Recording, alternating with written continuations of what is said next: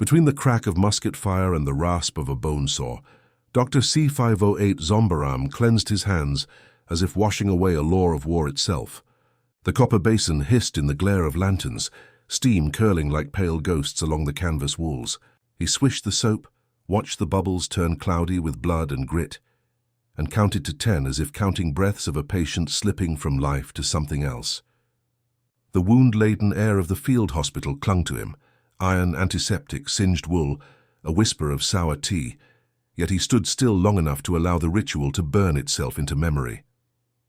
The other surgeons, sharing a bench nearer the door, muttered their scorn in low, stubborn tones, their voices thick with coal smoke and fatigue.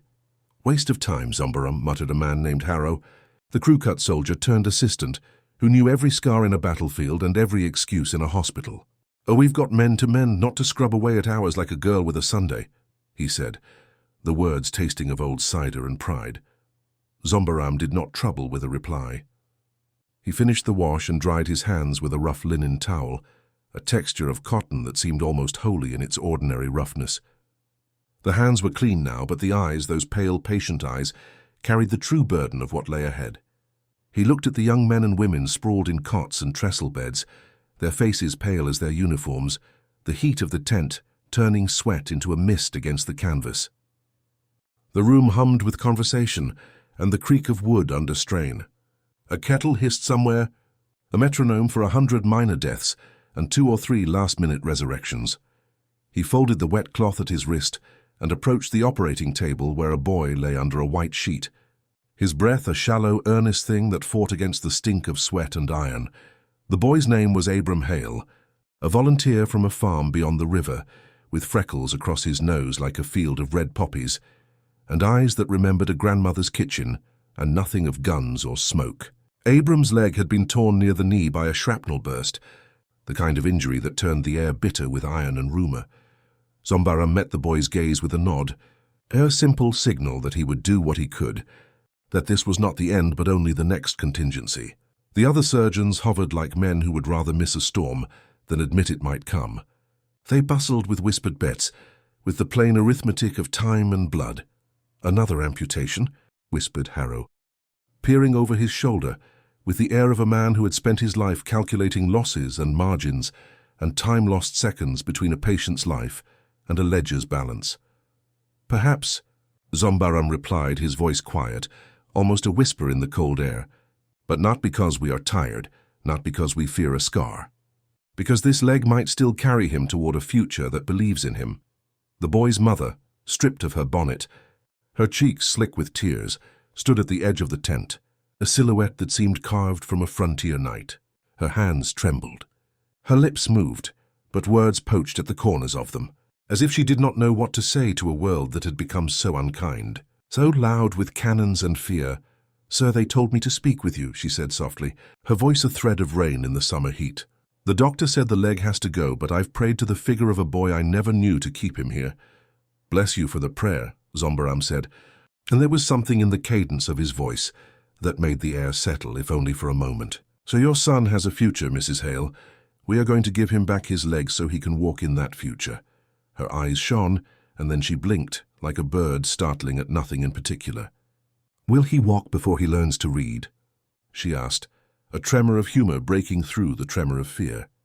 "Perhaps not today," Zombaram said, bending to the boy's side, his hands moving with the practiced ease that comes only from a lifetime of repetition, the same motion repeated with the same promise. He tested the boy's pulse, checked the spurting line of blood, inspected the torn fabric that clung to the skin. He did not hurry. He did not hurry because time was a currency he could spend only with accuracy. He washed again, then laid his hands on the boy's wound as if listening to the boy's heart speak a language only the patient could hear. The tent smelled of boiled water, smoke and something like caramelized sugar that had burned to the edges of a pan. The air vibrated with the soft, distant thunder of artillery beyond the lines, a reminder that life here was a negotiation with mortality, a ledger balanced not in gold, but in breath and spirit. The first day drifted into evening and evening into night, as it always did in a field hospital, a litany of surgeries, of amputations, of life measured in the smallest increments, and yet Zombaram's ritual persisted with stubborn faith. Between surgeries, he washed his hands with a cadence of motion that had become a second heartbeat. Soap, water, rinse, dry, repeat. The rhythm did not merely clean. It recorded a promise to Abram and to every patient who lay, pale and staring in the lamplight. The war environment forced a kind of moral compression that could bend a person's thoughts toward cynicism or toward a stubborn mercy. Some men pressed their fists into their pockets, counting coins in their heads as a way to control the world's chaos. Others, like Zombaram, pressed the world into the shape of careful, repeated acts that would prove, piece by piece, that mercy could become method. A week or so into his habit, a second patient arrived with a wound that was both brutal and oddly beautiful in its geometry, the leg pinned to the thigh with a jagged shard of bone. The surgeon teammate, a man named Caldwell, returned from a field assignment with a smoking helmet and a breath like old coffee. He removed his gloves slowly as if handling a rare instrument, then sneered. "Zombaram, you are a strange man," Caldwell said, the words crisp with the bite of sarcasm. "The men bleed you and you bleed them with your hygiene. They call it a superstition in the regimental mess." Zombaram did not rise to the bait. He glanced at Caldwell's gloved hands, stained with grease and blood in a way that looked almost ceremonial. He looked at Caldwell's eyes, which flashed with a pride that was almost a weapon. "Sir Caldwell," he replied, his voice steady, "the human body is not a fortress we can storm with bravest talk alone. It is a system of pipes and valves and soft places that learn to break when we forget the simple acts that keep it healthy." Caldwell snorted. "A man who washes his hands between surgeries is not a surgeon. He is a clerk with soap." The retort did not derail Zombaram. He stood back and let the nurses do their part, the scent of boiled linen and iodine filling the air. The boy propped up on the cot, Abram Hale this time quick to tell a joke that made the nurse smile. The boy spoke with a boy's stubborn optimism, the kind that makes adults feel ridiculous for being afraid. "Sir," Abram said, once the operating table had been cleared and the patient's legs sutured, "do you wash between everything, or just the dangerous things?" Zombaram looked at him, the boy's face pale but bright with a stubborn spark. He would have to answer with a truth that was not only for the moment, but for the long run. "Between every step," he said, more softly now, his words measured. "Between birth and death, there are steps that we owe to the living. The steps are not always visible, but they are necessary." Abram nodded slowly as if he understood, which was itself a small miracle in a world that did not always allow miracles.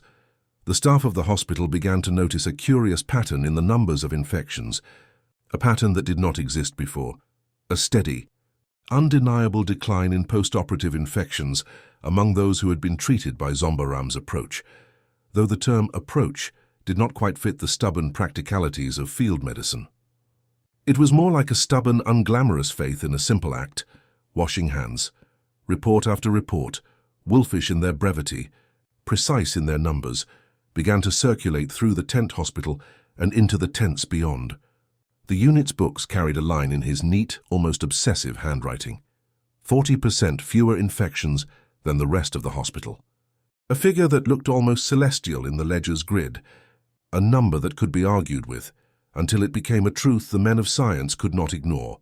One late night, a courier arrived bearing a message from a general stationed a few miles away, a man with a stern jaw and the sort of authority that could melt ice with a glance. The message was simple. His modest counts had reached the ears of the regimental command. They wanted to see for themselves if the numbers were true, and if so, to spread the discipline across the Army's medical corps. Zombaram prepared for a visit that could pivot everything.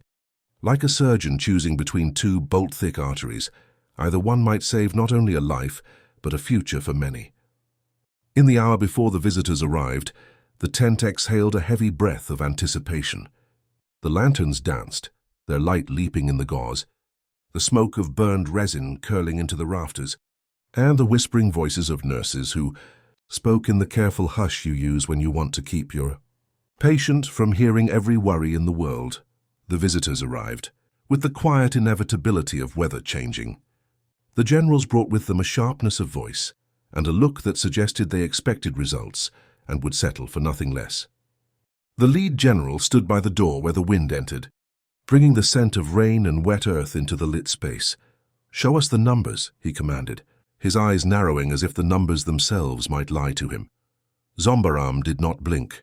He unrolled a parchment that seemed to contain the essence of the hospital's life, the meticulous logs kept in a careful, almost reverent hand.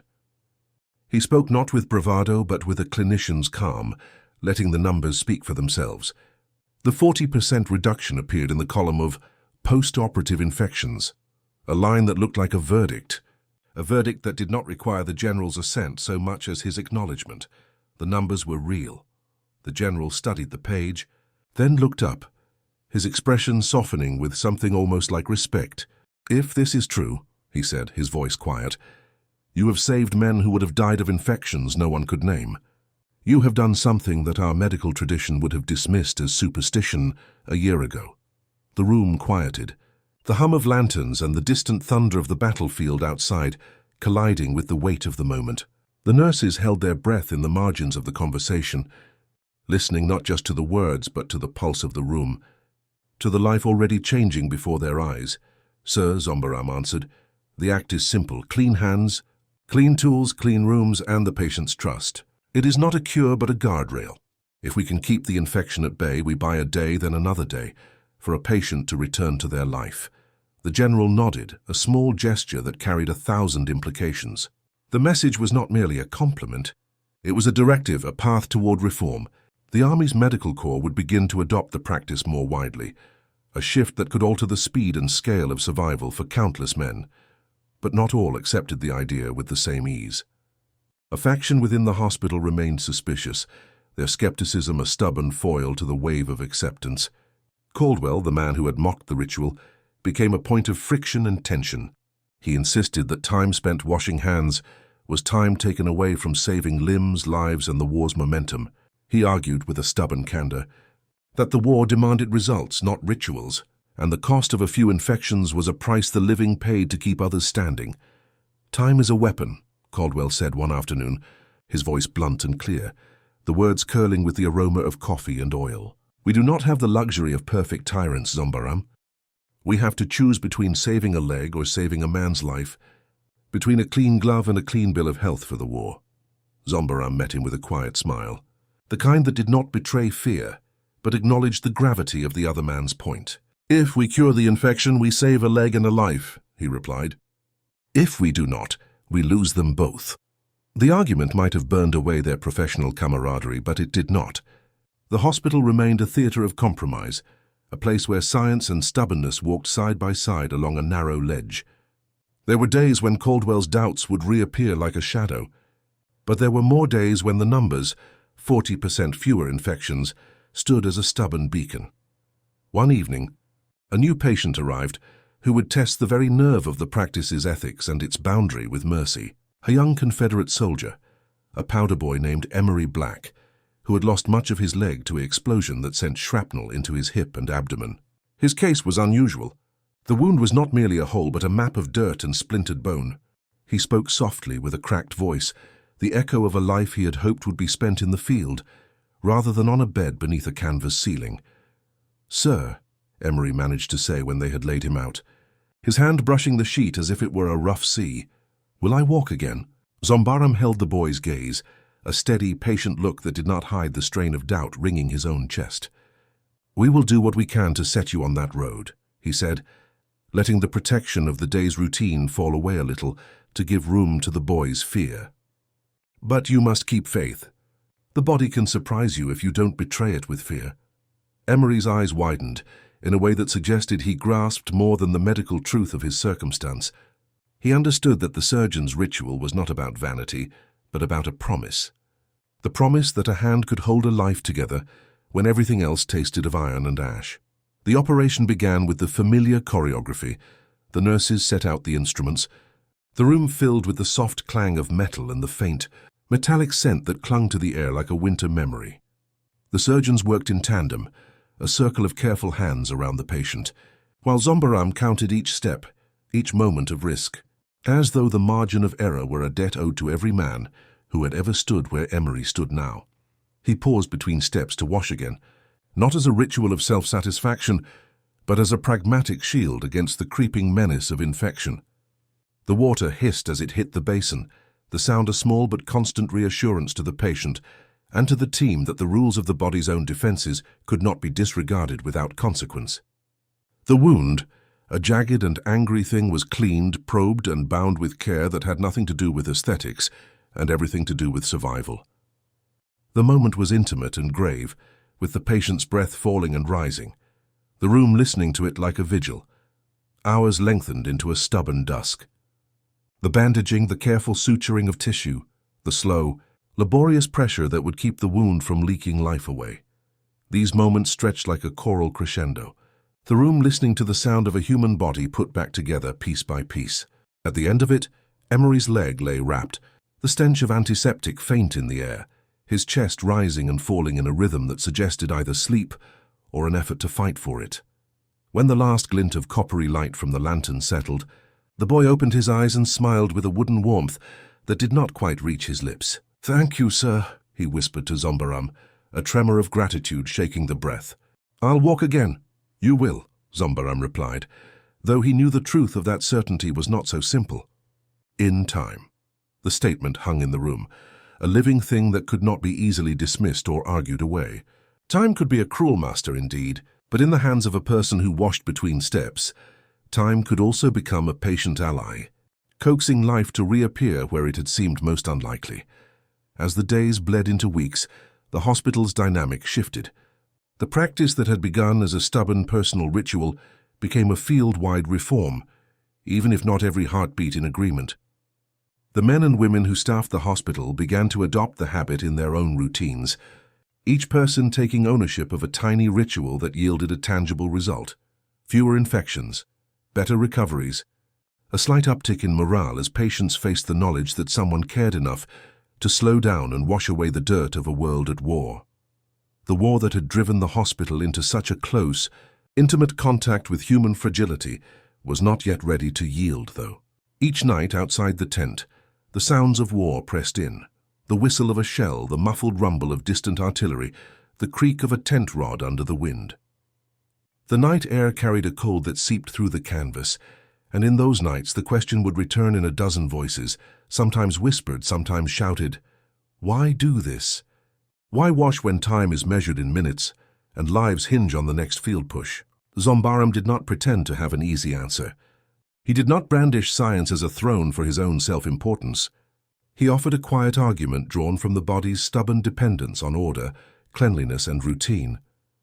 He argued in favor of a patient's dignity, of a life at stake that could be saved or lost by a soap-scented breath and the careful attention of a hand that would not hurry. It was not a sermon. It was a practice that asked others to believe that the human body could be coaxed back from a tipping point by something as simple as clean water. The number 40% did not lie in a ledger alone. It lived in the moment when a nurse, a boy, and a grandmother whispered thanks after a successful suture. It lived in the slow, careful steps of a veteran surgeon who chose to wash rather than rush. It lived in the eyes of a mother who saw in her child not just a future, but the possibility of a future where wounds would heal, where a world would still hold a place for the living. Then came a turning point that radiated through the hospital with the quiet force of a storm breaking over a plain. A staff doctor, a man named Hart, was sent to report to the generals about a strategic reassignment that would shift the medical corps' responsibilities toward greater field support near the front lines. The instruction was plain: to maximize survivability in the worst possible conditions, to bring the discipline that had proven effective here to as many makeshift wards as possible, even if it required a long chain of logistical miracles to achieve. Hart, a rational man with a quiet skepticism, visited Zombaram in the late hours after the ward simmered down, the last lights turning the canvas into a pale gold. The man's eyes carried the arithmetic of a man who had counted dead bodies and living hearts, a kind of moral accounting that did not permit generosity of impulse. Dr. Zombaram,